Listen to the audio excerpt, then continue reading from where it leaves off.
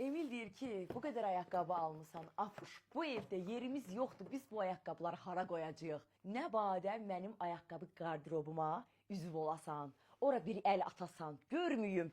Dedim, sən saydığını say, gör fələk nə sayır. Deməli, qızlar, bu ayaqqabıya o qədər bayıldım. Kesin krasovkalarıdır, görər-görməz vuruldum, görər-görməz aşiq oldum. Bir ayağı mənə biraz darıydı. Mənim ayağım padagralı və narahat ayaqdır.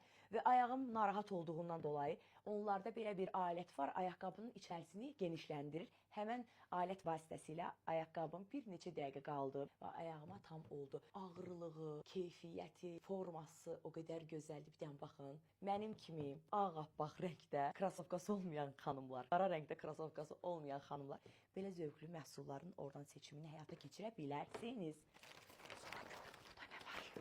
Hə, sonra belə bir klaçım yox idi, hansı ki, gümüşü rəngdə yeni gəlmişdi. Qiymətinə baxın 30 manat. Baxın görün necə zərif, fərqli. Çiyindən asmağı da içərisində zənciri də var. Qısa da zənciri var, uzun da zənciri var. Qaşlıq kimidir. Çox səliqəli görsənmiş. Çox bəyəndim bunu da. Klaçlarım mütləqdir çünki bilirsiniz ki, toylar kraliçasıdır da bu qız.